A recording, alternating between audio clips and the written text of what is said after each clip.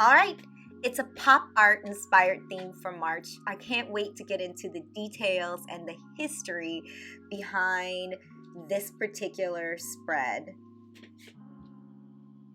March is that time of year when we start to become tired of the snow and the cold and wish for spring. And even though the days are getting shorter, they sometimes can feel much longer. I thought what I need for March is a little bit of humor, something to get me through the last of these cold winter days. So I decided, let's do some pop art. I thought maybe keep it simple because these past few spreads have been pretty labor intensive with lots of details. I imagine that a lot of people might think, wow, those are beautiful spreads, but I don't have the time to do that. I know in talking to my friends about my bullet journals, one of the things they say consistently is that they don't have the time to do such labor-intensive spreads. So I thought, let's do something a little bit simple for March. That was the goal. And then one idea blossomed into another idea, and here we are.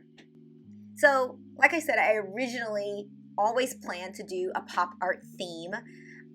And then I started revisiting some drawings that I did in the early 2000s, so a long time ago.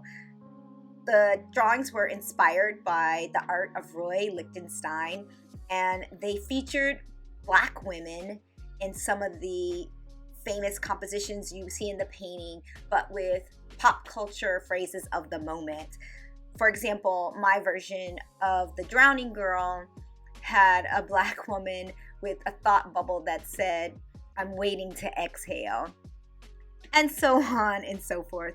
They were cheeky and fun, and a friend's husband was really pushing me to take these and make them into larger works of art. I did not at the time. I think I probably should have. I feel kind of like it was of the moment. Not so much now, but I thought it would be a great idea to revisit those drawings in my bullet journal, but with a modern twist, of course. As per usual, I have pre-drawn all of the items in my bullet journal. It helps me to make decisions and cohesively pull things together. And also, it helps timing when we sit down to do these videos. Everything is done in fast forward, but it would take even longer if I was making decisions on the fly. I'm working here on some windows. These are going to be the background of my pop-up. We're going to get into the details of how I created the pop-up for this particular spread. But for now, we are doing all of the basic things within the context of my bullet journal spread. As you can see, once the cover page is complete, then it's all about the more functional pages. I need a month at a glance, and I don't want to have to go back to my yearly log at the beginning of my bullet journal every time I need to take a look at what's going on. Plus, there's just so many more details that you're adding as the month goes on, or even at the beginning of the month, appointments that just didn't exist previously. I like to do a Dutch door and a version of the rolling weekly that's so popular right now in the bullet journal community. I keep a list of everything that I need to work on for the month, a sort of overall view, if you will, and then I break down each week on my dailies the things that I'm going to do to accomplish those goals. Sometimes there's so many steps involved in completing a goal or even just a task, an overall task for, say, my job. And the idea of consistently writing that item down just seems time consuming. It just seems a lot easier to write the overarching task and then come back in every week and write the things that I need to do to accomplish those goals, especially since so many of those things can change from week to week, for me anyway. Now I'm going in and I'm using the Ben-Day dots to add a little bit of color to this spread on the other side. I'm still trying to keep it simple, if you will, even though there's quite a bit of detail.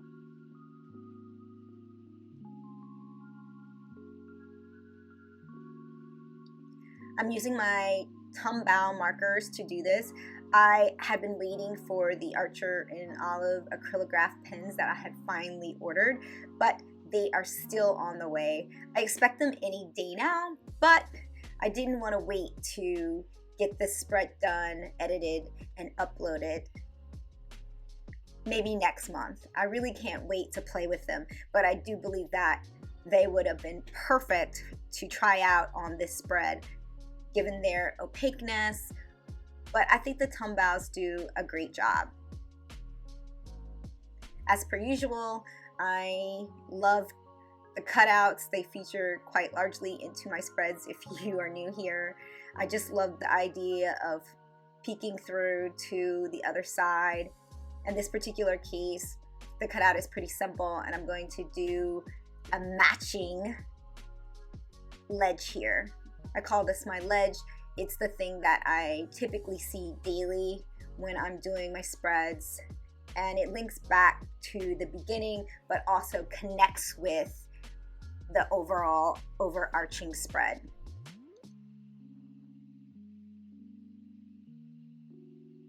I know that pop art relies heavily on primary colors. I am choosing to deviate a little bit from that color scheme. It's inspired by pop art. I'm not letting it sort of control me, if you will.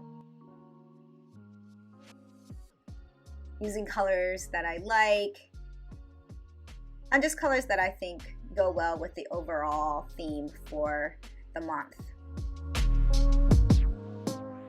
This is where I write my overall tasks for the month. This is where that rolling weekly comes in. I put the task here, and then the Dutch door is where I write the daily tasks. There is space for me to sort of brain dump or write any other things that may not have been accounted for during the month. I like to do all my spreads up front rather than doing it weekly, but there's enough flexibility in the way that I lay out my spreads so that I have the option of adding something if I need to. For example, packages, auditions. I started keeping track of packages coming in and out around December when so many things were going out, but they didn't seem to be arriving in a timely fashion. Things have sort of continued down this path, so I'm dealing with that. This is my mood tracker for the month. I'll use a combination of opaque color and Ben-Day dots to create the moods for that particular tracker. And then my traditional trackers, which I usually just stamp in. The stamps came out pretty well this month. Some months I'm like, I don't know how to stamp things straight. Again, keeping it simple, using the dots on the page, which follow the idea of the dots in the theme. I thought about making them different sizes, but then I was like, keep it simple, keep it simple. All right, now we get to the heart of things. So I'm measuring my bullet journal to figure out how large my paper needs to be. This is cardstock. You want the paper you use for your pop-up to be sturdier than your typical paper, but not too sturdy so that you can't bend it and crease it the way you need to.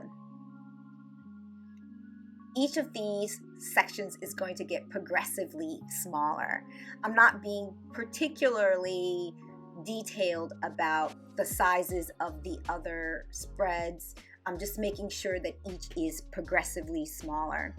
This 8.5 by 11 paper is just a little bigger than my bullet journal, so I'm making sure they start at a consistent size before I start trimming them down for each of the layers.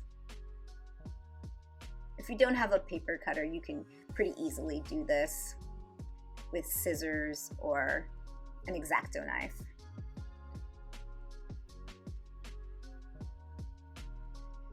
All the layers are folded in half before I cut them. This helps me to visualize what they look like.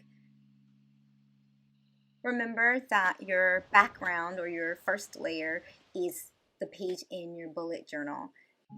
Of the cut pages, the first layer will stay the same. So once you cut it to the actual size of the bullet journal, it will stay the same. And then you will cut each layer after that a little bit smaller. You can see me putting them inside. So you have almost like an invitation. So you can see each of the sides. I am folding them down, scoring it with whatever you have. I have a scoring tool, but I didn't have it on hand, so I used what I had. Improvising is okay. So each of these are going to be taped together or glued together, and I am just making sure that those folds are consistent. I folded it one way first and then opened it up. You're going to do the same thing with each of the layers. Once I have these layers all set up, I will pre-draw before I start coloring them for you to see. You can choose the number of layers you use. I limited them because I am doing this inside the bullet journal. I didn't want it to pop out a little too much, be too thick to close. All right, so you will glue all the pieces together, and you can see from the top how it creates the layers and the depth. Let's start coloring it out. Your front panel is your frame. It's your smallest panel, and it determines how wide your pop-up will open.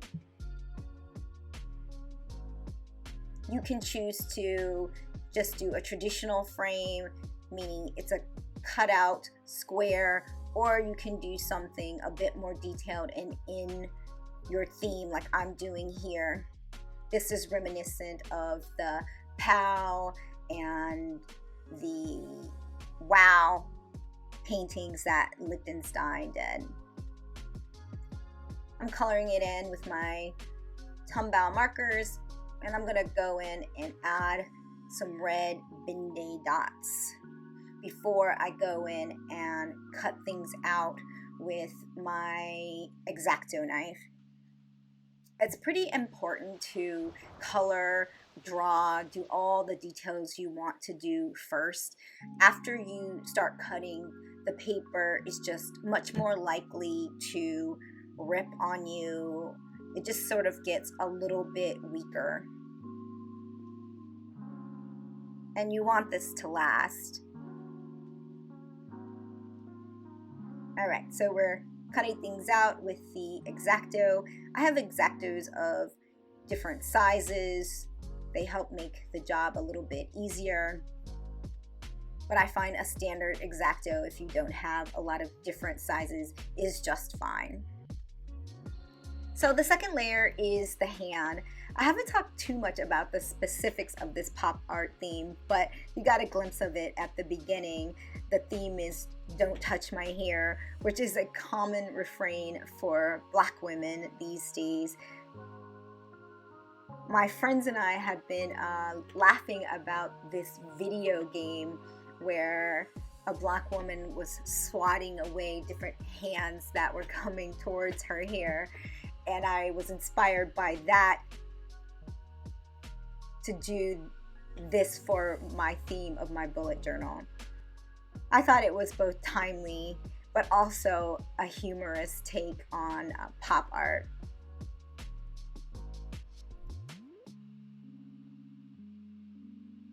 Going in carefully and cutting out this hand. One of the things that was pretty difficult about this process is that you pre-draw everything, but I probably should have done just a little bit more measuring, because these fingers, they ended up sitting right there in the fold of my drawing. And last but certainly not least, our girl with a beautiful head of natural curly hair. This was really fun to do. I wanted to base the drawing on a friend, but then I got really scared that I wasn't going to be able to render it in a way that looks like her. I was like, I just don't want it to not look like her. So the hair is based on her beautiful fro, but the face is just one that I came up with while I was in the sketching process. I thought it was important to make sure that this was going to come together well, so I did pre-make a little mock-up of this pop-up before I did it. I have been pretty obsessed with pop-ups lately. I did my 2021 bullet journal spread based on a pop-up of another YouTuber that I was really inspired by, and after that, I really have sort of ventured a little bit more into the process of making them, watching different tutorials so that I can design my own pop-ups based on the overall arching principles of pop-ups. It's been a lot of fun. This one is pretty simple and straightforward in terms of its construction. One of the reasons I chose it was because I felt like it was something that anyone could do. You didn't really need to have super accurate measurements.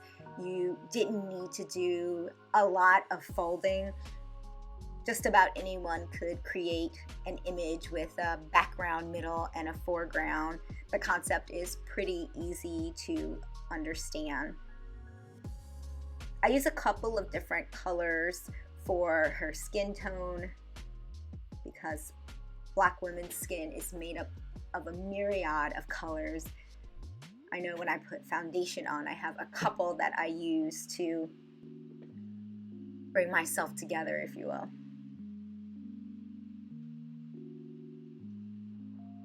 The mouth was actually the hardest part of this drawing. I spent a good deal of time trying to perfect it.